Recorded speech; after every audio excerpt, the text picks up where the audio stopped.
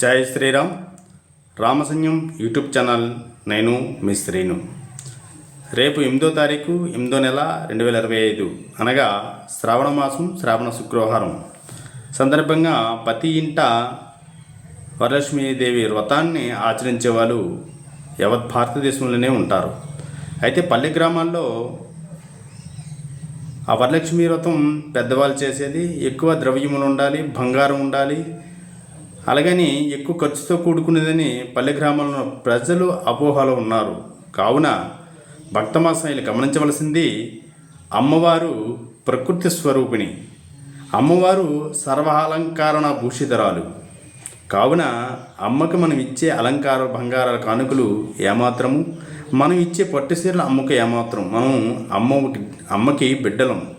కావున మనం ఇచ్చేది అనురాగము, మనం మనసుని పుష్పంగా భావించి ఆ అమ్మ పాదాల దగ్గర పెట్టి మన ఆర్తిని అమ్మకి చెప్పడం. అయితే ఈ యొక్క వరలక్ష్మీదేవి కృత వృత్తాంతాన్ని తెలిసిన వారైతే ద్రవ్యములు ఊసి కానీ బంగారు ఊసిన కానీ ఎక్కువ ఆడంబరాలకు పోరు. కావున అమ్మవారు ప్రకృతి స్వరూపిణి కాబట్టి ప్రకృతిలో దొరికే పత్రములు, మామిడి, జువ్వి, మర్రి, ఉత్తరిని ఆకులతో కలశాన్ని ఏర్పాటు చేసి బియ్యం పోసి అక్షంతలు, పసుపు, కుంకుమ, అగరత్తులు, అరటిపళ్ళు, కొబ్బరికాయ, జాకెట్ ముక్క, పసుపు కొమ్ముతో కట్టిన తోరణము అమ్మవారికి పూజకి అలంకరణకి.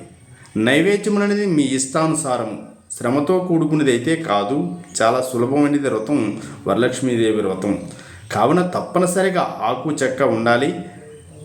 ప్రతి ఒక్కరూ కూడా తెలుసుకునే విధంగా నిత్యావసర వస్తువులతో సమానమైన ప్రకృతి ద్రవ్యములతోటే అమ్మను పూజించాలి. కావున బంగారం ఉన్నా లేకపోయినా పర్లేదు, ప్రతిమలు ఉన్నా లేకపోయినా పర్లేదు, చిత్రపటమైన చాలు. అది లేకపోయినా మీరు కలశాన్ని ఏర్పాటు చేస్తుంటే ఆ కలశంలోకి అమ్మని ఆహ్వానించి షోడోపచార పూజా కార్యక్రమం చేయాలి. ఒక షోడోపచార పూజా కార్యక్రమం తెలియకపోయినా మనసే అమ్మని ఆహ్వానించి ప్రార్థించి నమస్కారం చేసి మీ తెచ్చిన ద్రవ్యములు నైవేద్యములు కొబ్బరికాయ అరటిపళ్ళు పెట్టి నమస్కరించుకొని ఆర్తితో అమ్మని పిలిచి అమ్మకి ఆ యొక్క నీ మనస్సు ఆర్తిని అమ్మకి తెలియజేయాలి. కావున శ్రీమూర్తులు పెద్ద ఆరంభారాలకి పోకండి. చక్కగా స్నానపానీయములు ఆచరించి ఉతికిన వస్త్రములు ధరించి మీకు దగ్గరలో ఉన్న పువ్వులు, పత్రములు, పళ్ళు, కాయలు దగ్గర తెచ్చుకొని ఆ కలశాన్ని ఏర్పాటు చేసి ఆ కలశాన్ని అమ్మవారిగా భావించి ఆ పసుపు కొమ్ముని అమ్మవారికి మెడలో ఉంచి చక్కగా ఈ యొక్క వ్రతాన్ని చేయవలసిందిగా మనవి చేస్తున్నాం. ఇది గురువుల ద్వారా తెలుసుకునేదే, అందరికీ తెలియజేయాలని ఆశతో ఈ యొక్క వీడియో చేయడం జరిగింది. జై శ్రీరామ్. అలాగే అమ్మ కథ వృత్తాంతం కూడా శివుడు పార్వతీదేవికి చెప్పాడు. ఆ కథనే సుత మహర్షి సౌనకాది మునులకు కథ వివరంగా చెప్పారు. ఆ కథలో కూడా ఎక్కడ ఆడంబరాలకైతే లేదు. కావున తప్పనిసరిగా ఈ కథను తెలుసుకోండి చాలు.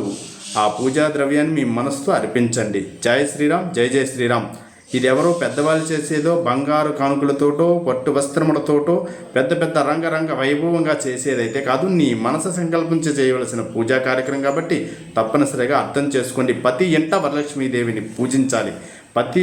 ప్రతి ఇంట ఆ శుక్రవారం, శ్రావణ శుక్రవారం ఇళ్ళకి పసుపు కుంకుమ ద్వారబంధాలకి అలంకరించి తప్పనిసరిగా ఈ పూజా కార్యక్రమం ప్రతి ఇంట నోచుకోవాలి. జై శ్రీరామ్. జై జై శ్రీరామ్.